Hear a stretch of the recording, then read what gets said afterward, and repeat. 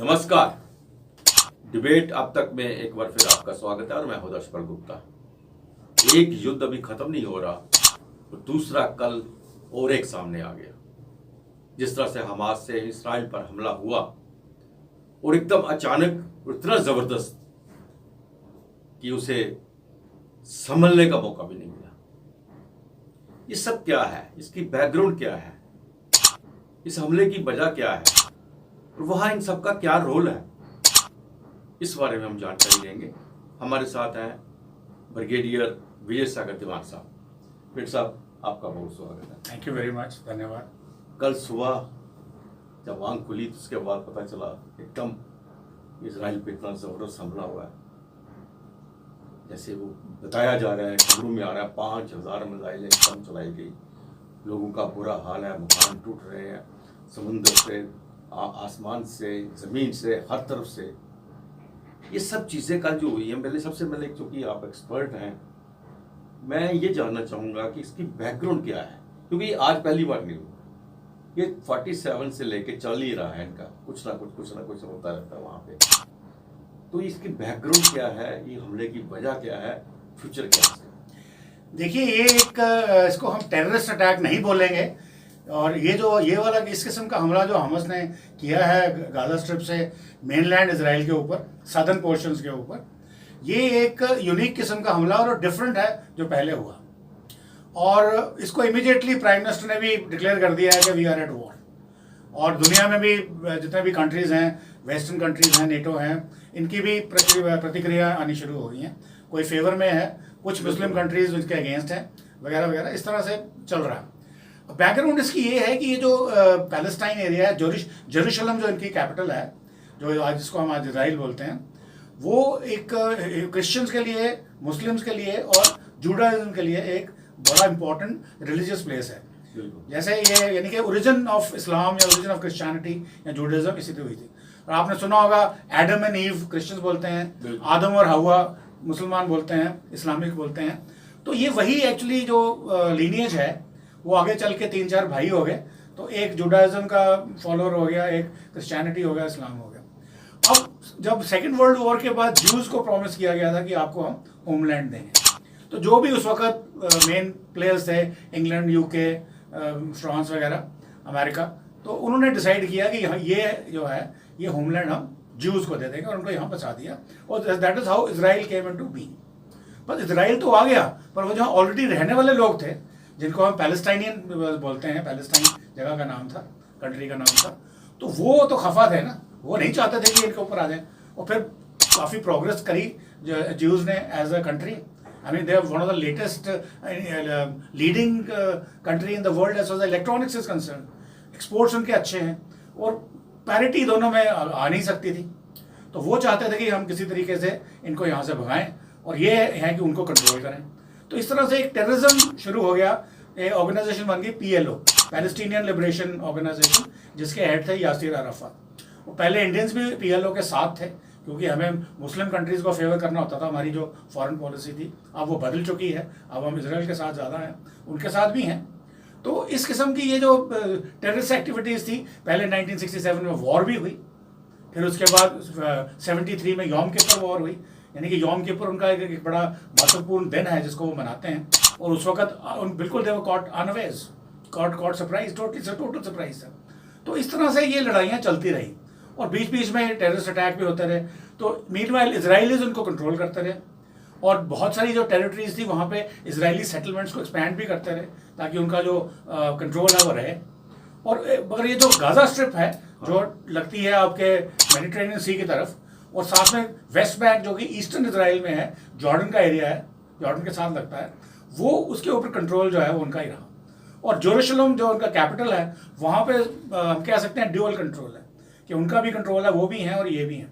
तो इस किस्म की ये थी। और अब क्या हुआ है कि मैं इसको डिफरेंट इसलिए मान रहा हूँ क्योंकि ये एकदम से nobody expected Hamas to attack like this. यानी कि ये एयर से भी अटैक किया, लैंड से भी किया, सी से भी किया। और अगर आपने देखा हो, आपको विजुअल्स दिखाए गए हैं कि JCBs लगा के उन्होंने उनकी फेंसिंग तोड़ी सदर्न एंड पे, और वहाँ पे फोर्सेस की डिप्लॉयमेंट थी नहीं। तो इसराइल की जो इंटेलिजेंस एजेंसीज कहाँ चलेगी? शिनबेट जो उनकी इंटरनल है और मोसाद जो उनकी एक्सटर्नल एजेंसीज हैं, they are best in the world. वो कैसे उनको पता नहीं चला? बात ये है कि ये मानी हुई इनकी एजेंसीज हैं, टेक्निकली इतने स्ट्रांग है, इनकी इंटेलिजेंस इतनी स्ट्रांग है, उसके बावजूद भी इतना बड़ा हमला हो जाना बहुत बड़ी बात है। हालांकि जो हालात थे, सारे के सारे हालात ये बता रहे थे कि जो मेजर प्रॉब्लम होने वाली है वो होनी है वेस्ट बैंक में। वहाँ पे नारे भी लगाए जा रहे थे, प्रोसेशंस भी निकाले जा रहे थे और इजरायलियों पे हमला भी हो रहा था। तो मे बी सारी उनकी जो कॉन्सेंट्रेशन थी वो उस तरफ थी। इस तरफ से उन्होंने एक्सपेक्ट नहीं किया था। बट जिस तरीके का हमला हमास ने किया है, ये किस्म बहुत बड़ा इंटेलिजेंस फेलियर है, बिकॉज ये हमला एक दिन में प्लान नहीं हो सकता। ये कम से कम उनको 1 साल प्लान किया होगा और उन्होंने इस तरीके से किया है। इसराइलियों को प्रिजनर्स ले लिया है, उनको हॉस्टेजेस ले लिया है, किल कर दिया है, उनके इनके जो मिलिट्री ठिकानों को, पुलिस ठिकानों के ऊपर हमला करके उनको पकड़ के और उनको काट मार के उनको डिस्प्ले किया है। तो ये जो हरकत है, ये प्योर एंड सिंपल टेररिज्म का हरकत है। ये एक लिबरेटर्स नहीं हो सकते, आज़ादी के दिलवाने वाले अगर बोलोगे फ्रीडम फाइटर्स हैं, ये वो नहीं कर सकते। तो ये जो चीज़ है, ये एक हमस एक एजेंसी है। इंसिडेंटली अगर मैं आपको बताऊं तो पीएलओ जो थी, जिसका मिलिट्री विंग था, यानी कि जो टेररिज्म वाला विंग था, जो इजराइल की फोर्सेस से लड़ता था, उसको काउंटर करने के लिए उन्होंने हमस इजराइल ने क्रिएट करी थी। और ये वही होता है ना, आप you can ride A tiger मगर उससे उतर नहीं सकते। तो अब हमस ने क्या किया है, गाजा स्ट्रिप पे पूरा अपना कब्जा जमा लिया है।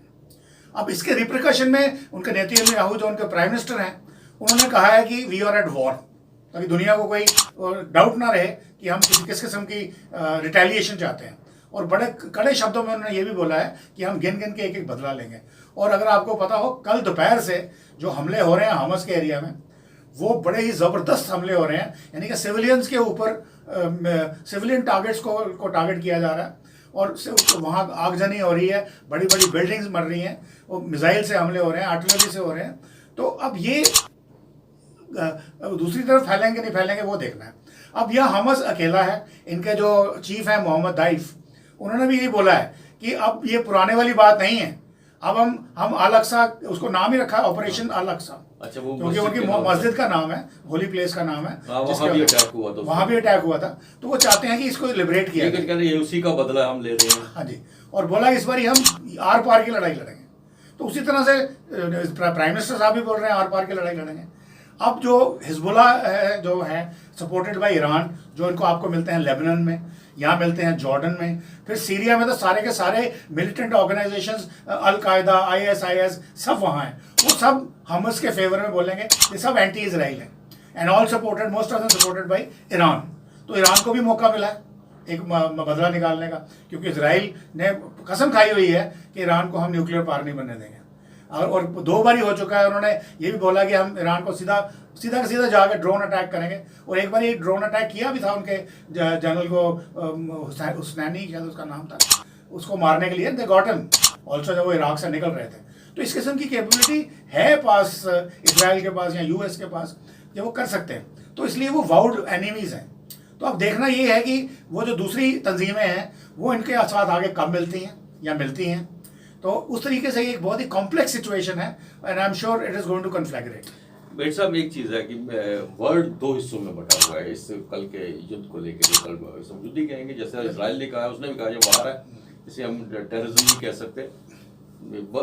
जो जितनी भी यूरोपियन कंट्रीज है, ज़्यादा से ज़्यादा इजराइल के साथ है। भारत ने भी कहा, भारत के प्रधानमंत्री ने कहा हम उनके साथ खड़े हैं इसकी मुश्किल घड़ी। और कुछ कंट्रीज जो है इनके साथ भी खड़ी हैं, पाकिस्तान है, चाइना है, और लेकिन इसके साथ साथ जो एक डर बैठा हुआ था यूक्रेन वार के साथ, रशिया यूक्रेन के वार, कहीं वर्ल्ड वार ना हो जाए, कि अब तो उसके चांसेस तो नहीं है, क्योंकि इस वक्त वर्ल्ड सारा इसी की तरफ देख रहा है। देखिए, अभी यहाँ पे सिचुएशन ये है कि अभी तो पहली जो स्टेज एस्केलेशन की है वो है कि जितनी की सारी ये जिहादी तंजीमें हैं वो एक साथ इकट्ठी हो जाए और एंटी इजराइल युद्ध करते हैं। वो एक पॉसिबिलिटी आज या कल में बन जाएगी, जहाँ तक मेरा सवाल है, ख्याल है।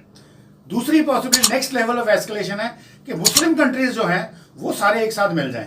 हालांकि बहुत सारे मुस्लिम कंट्रीज ने बोला है कि बातचीत से हल निकलना चाहिए, चाइना ने भी यही बोला, यानी कि दोनों की तरफ न्यूट्रल बन रहे हैं। अब वो ऑर्गेनाइजेशन ऑफ इस्लामिक कंट्री जो OIC पहले हुआ करती थी, कोऑपरेशन, वो आज रही नहीं है।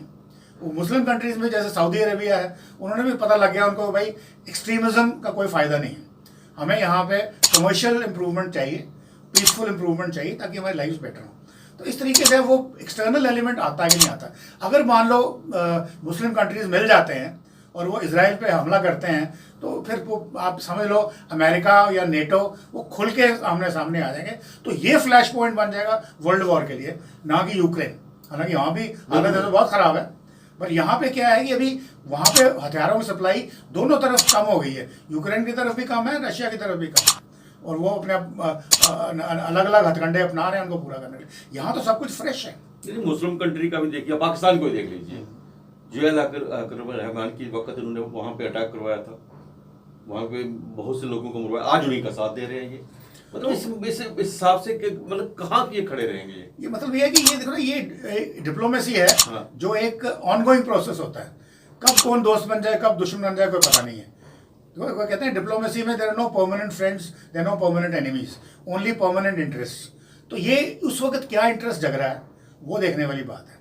और अब यहाँ पे जो है, जैसे मैंने बोला कि पहले तंजीमें आके उनका साथ देती हैं, बोल तो रहे हैं, और अगर आपने देखा हो कंट्रीज लाइक यमन, फिर जॉर्डन, लेबनन, सीरिया, इराक, यहाँ पे पब्लिक डेमोन्स्ट्रेशंस हुई हैं। अभी जो कंट्री एज अ स्टेट ने नहीं बोला है कि हम we are at war against Israel in favour of Palestine, but जो उनके लोग हैं, सिविलियंस हैं, वो ऑलरेडी सड़कों पे आ चुके हैं और वो नारे लगा रहे हैं, bullet by bullet, sword by sword, इस किस्म के नारे लग रहे हैं और डेमोन्स्ट्रेशंस हो रही हैं एंटी इजराइल। अब नेक्स्ट लेवल पे वो गवर्नमेंट्स उनके साथ आती हैं कि नहीं आती हैं, ये हमने देखना है। या वो अपने मिलिटरीली से सपोर्ट करती हैं, या उनको खाली हथियार देते हैं, या उनके सैनिक भी वहाँ जाते हैं। तो ये सब अभी देखने की बात है अगले 1-2 दिन के अंदर। पर इस वक्त जो हालात बने, जिस तरह से इसराइल ने वापसी का शुरू किया, अटैक उसने किया, क्या जिस तरह से खबरें आ रही हैं, जो विजुअल आ रहे हैं, बहुत ज़्यादा नुकसान हो रहा है, बहुत ज़्यादा नुकसान हो रहा है। इसराइल का तो कल बहुत नुकसान हुआ ही हुआ है, लेकिन अब जो रिवर्स हो रहा है, जिस तरह से अटैक उसने किया है, बहुत ज़्यादा उनका भी नुकसान हो रहा है। कितनी देर तक, अगर स्पोर्ट्स इनको जिहादी जो स्पोर्ट है, जिहादी स्पोर्ट तो यही होती है, आए काम किया अपना चलते बने, वो तो परमानेंट एक फ्रंट के ऊपर ज़्यादा देर लड़ नहीं सकते, वो निकल जाते हैं। अगर यही हाल रहा तो कितनी देर तक ये जंग चल सकती है? देखिए, ये जंग मेरे हिसाब से it is a long haul. Reason being कि जो अभी नेतन्याहू ने जो ऑर्डर दिया है अपने डिफेंस, इजरायली डिफेंस फोर्सेस को, पहले सारे रिजर्विस्ट सारे बुला लिए वापस। ये रिजर्विस्ट जो वो थे, जो उनके वो जजेस की पावर्स का टेल करने के चक्कर में धरने पे बैठे थे, और बल्कि आर्मी छोड़ के भी चले गए थे, और वो सारे के सारे वापस आ गए हैं। इसका मतलब जो डोमेस्टिक इशू थी उसके ऊपर शायद प्राइम मिनिस्टर नेतन्याहू ने टेम्परेरीली फतेह पा ली। अब वो एक्सटर्नल एलिमेंट से लड़ रहा है। अब वहाँ पोजीशन क्या है कि इन्होंने आकर के इजरायलियों को हॉस्टेज ले लिया। पहले तो उनको मारा काटा, उनकी बॉडीज को म्यूटिलेट किया, उनको परेड करा सड़कों के ऊपर, और अपनी वो दिखाई टैंकों में जाके घुस के निकाला, पुलिस स्टेशन में जाके उनको बाहर निकाला इजरायलियों को, और उनको अभी बंधक बना लिया। अब पहला ऑर्डर नेतन्याहू का उनको दिया कि सबके सारे each and every Israeli citizen should be freed first. उसके बाद फ्रीड फर्स्ट के बाद कि they should be a counter offensive. और काउंटर ऑफेंसिव में जो बम्बार्डमेंट है, अगर आपने देखा होगा गाजा स्ट्रिप के जितने भी सिटीज हैं, वहाँ बड़ी बड़ी बिल्डिंग्स को उड़ा दिया गया, डायरेक्ट मिसाइल्स अटैक के साथ, डायरेक्ट आर्टिलरी अटैक के साथ। तो इस किस्म की अब सिविलियन में दहशत ज़्यादा, सिविलियंस बिल्कुल, कि अभी वो खाली जिहादियों तक सीमित नहीं है, अभी उन्होंने सिविलियंस को भी टारगेट करना शुरू कर दिया, जो मोस्टली मुस्लिम इस्लाम मजहब के हैं या पैलेस्टाइन को सपोर्ट करते हैं। तो उनके अगेंस्ट जो कार्रवाई है वो शुरू हो गई, और दोनों तरफ से स्टेटमेंट्स आई हैं कि अभी हम आर पार की लड़ाई लड़ेंगे।